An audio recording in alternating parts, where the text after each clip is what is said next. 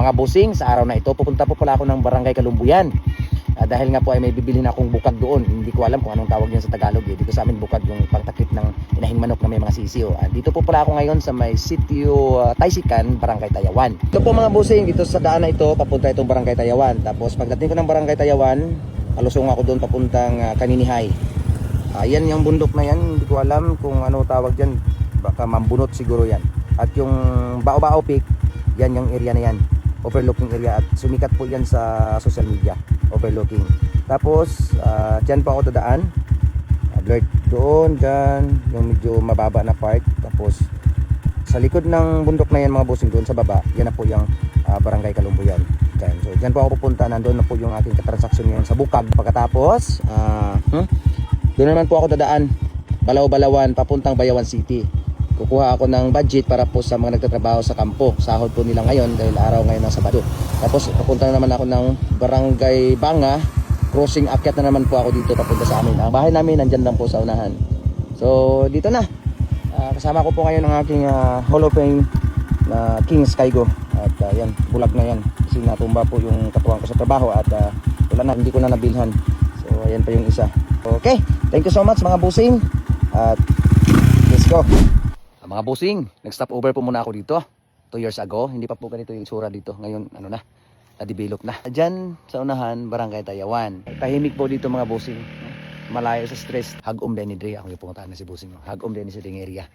Walang tawa ba o? Kinindot kayo o? Na-develop na yun. Mabot ginang panahon nga mo crowded gini siya Dre. Kaya nga naman, naay tubig.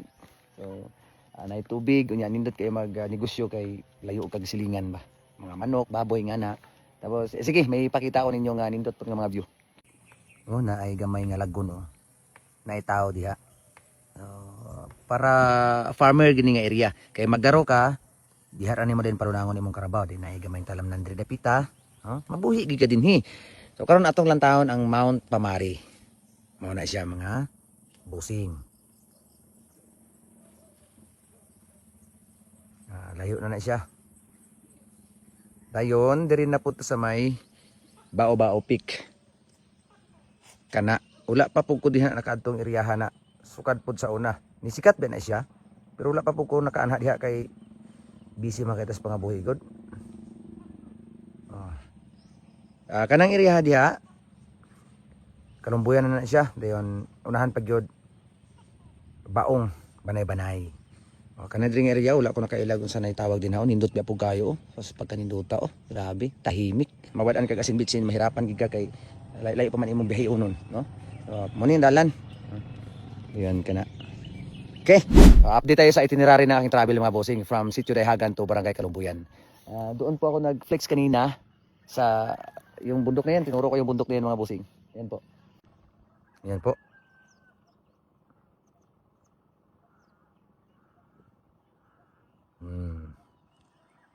Tapos yung ito na yata yung sinasabi nilang mambunot eh. Yan po yung daan na dadaanan ko mga bossing, rough road. Since matigas po yung shock ng ating motor dahil cargo, sakit sa hawak, sakit dito sa ano ko, biwang. Okay. So, Kalumbuyan, nandyan po. Okay mga bossing, Shangri-La. Suba sa Bayawan ni siya.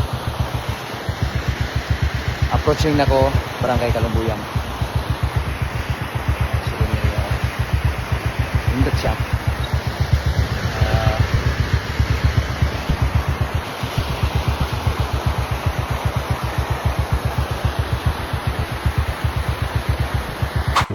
Finally mga bossing, I reached my destination at Barangay Kalumbuyan. See?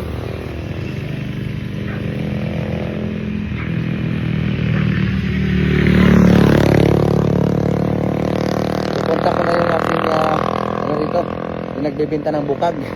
Saan kayo sa ngayon? Mga bossing, sinadya ko po mag-order ng maraming ganitong bukag para po pagtakip sa aking mga alagang manok. Especially na po sa aking mga inahing manok native na may mga sisiw. Kung nagpaparami ka ng manok, malaking tulong ho ito. Sa pamamagitan nito, maaalagaan mo ng maayos at mapakain ng nasa oras. Kung hayaan lang po sila na nasa labas or free range at pag-alagaan na kung saan, minsan yan pag-uwi kulang na yung mga sisiw. Kaya kung ngayon mga bossing, isa na rin po yung sa pinagkakaabalahan ko yung pag-aalaga ng manok. Malaking tulong po kasi sa aking mga pangangailangan. May pera ka na, pet pa, ulam libre na. So dito na po ako ngayon sa kanila mga boss. Medyo malayo po po yung travel ko. Ayan na po pala ang finished product ng mga bukag. Sigurado po ako mapapakinabangan ito doon sa aking small backyard. So okay din po kasi mga bossing na yung mga sisiw nating native ay makakaapak sa lupa. Ito kasi talaga yung nature nila. Ito na mga bossing, ready to go home.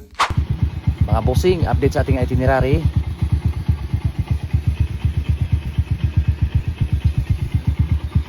Dito ako dadaan, going to Bayawan. Okay mga bossing, update na naman tayo sa aking journey itinerary ngayong araw. Nabaliktad. Thank you Camiguin, Bayawan City. Dapat doon ako sa kabila na gano'n nag-video pero wala na. Mahirap tumawid sa highway, busy na yung daan. Okay, welcome to Bayawan City na. At yung ating mga bukag na dala. Ayan. Okay, Bayawan City. Ang akong dala, ako Rangi Safety.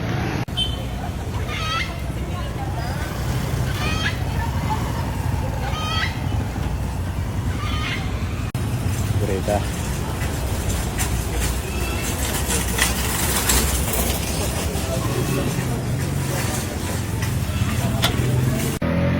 So for this time mga busing, galing na po ako ng palengke at ito po yung aking biniling isda. Kompleto na po yan ng sahog. So nandito lang po nakapark ang aking Hall of Fame na kasama sa hanap buhay. And then, yes, matik na yan dito.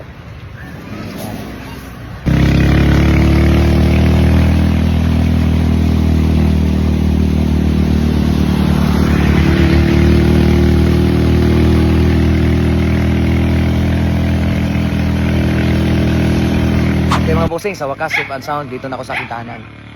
Kala ko gagabihin ako. Anong oras na? 5:30. Ito.